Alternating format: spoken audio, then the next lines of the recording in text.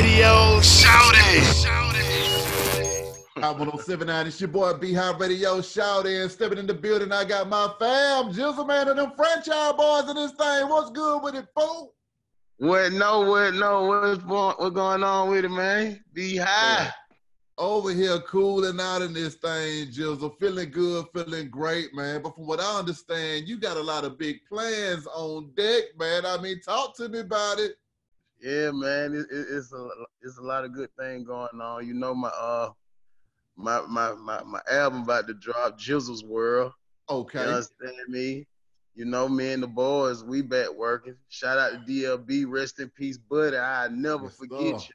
My God, buddy. Me and my partner, Sauce to God, we got a project coming out. TMS, Talk My Shit. I'm with that. I also got a cooking show coming out. You know what I'm saying? Yeah. Okay, then. It's lean in the pot with it. Jizzle's Ghetto Gourmet. That's hard. That's hard right there. And the ghetto nigga chicken wings, and the ghetto nigga chicken, and the ghetto nigga burgers, and the ghetto nigga homemade pieces. You know what I'm saying? I'm showing them how a ghetto nigga like his chicken. You know what I'm saying? That's My right. sweet. Yeah. Right. You know, I be out here at the house cooking like a motherfucker. We finna get ready to film my pilot for it though. Ooh. That's gonna be hard. That's gonna be hard. Now, I gotta ask you this though, Jizzle. What was it that got you and the franchise boys back together? Because y'all was pissing me off for years with this shit. And to see y'all back together on that stage just did something to me. Right. What was it that brought everybody back together? It was time, and you know, all of us are more mature now. You know what I'm saying? You know, you got to think about it. We became millionaires at a very young age. You know what I'm saying? And all of us became successful in our own way, in our own right. And I don't know many groups that were successful like us that stayed together. Ain't no successful group that you can think of that stayed together that didn't have to, you know, go through they trials and tribulations to come back together. But you know, that it was God that brought us back together. I won't say it was any certain reason. It was God. Because I prayed for that day too. Even though we were going through what we were going through amongst each other, I prayed for it too. Yeah. Can you take me back to day one though, Jizzle? When y'all boys were just some West Side players trying to figure it out, and then next thing you know, that white team went crazy in this thing, man.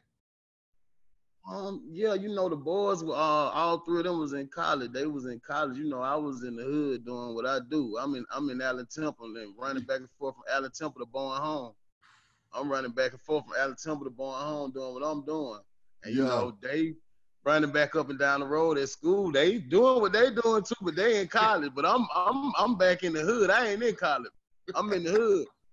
And they started doing music while they was in college, and they left one time. They had got us some trouble down in college and left this particular time on a break, and them niggas just didn't go back. Them niggas didn't go back, and we just full form did the music. And they, you know, they came to Allen Temple and got me like, what the hell Jizzle? We got to go get Jizzle. And they came and got me or whatever. And we just started doing music, and Parlay had this song called Money. It was a money song Parlay had. Where he had recorded down there and when they was in college, and Parlay had a money song, and that bitch had started growing some real steam, especially in the pool palace. And we ended up doing a remix back then with D4L. Ooh. We ended up doing a remix to the record. Yeah. And after that, White T had followed, and White T had got recorded, and White T just grew wings of it on once we put it on a mixtape and just started spreading it. I remember having a black Lincoln with no tag but insurance.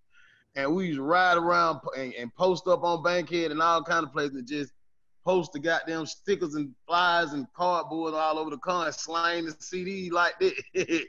Pimp used to be hooking up direct TV, going to different places in hood, just dropping them CDs out. Crazy. What was that like, though, man? What was that like for y'all being so young at the time, though, man? Y'all just some young boys starting to see this steam grow from this song, and then when you start to see the city get behind you, what was that experience like? Oh man, it was a wonderful feeling, because you know this something I was always, this was something I was always doing. Like when we was in school and dog, I was the only one then in the group that rapped. I've been rapping since I was 9. They weren't rapping. They ain't started rapping till they went to college shit. I'm the first, Pimpin' is the producer out of our group. I'm the first person Pimp ever recorded in his life. Crazy. Yeah. Like it was destined for me, Yeah. So now, talk to me about hooking up with Raheem early on, though, man. What was that like, getting with the dream?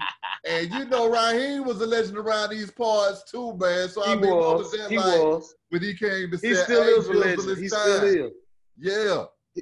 He still is a legend. I got love for Raheem. I respect Raheem, but Raheem, he knew all them country towns to go push the record in, and we did a handshake deal or whatnot between me, him, and Coco brother, me, the boys, Coco brother, and him, and he agreed to do what he did, and he did it. He went to them country towns and drove us all through them motherfuckers and got that motherfucker really scorching.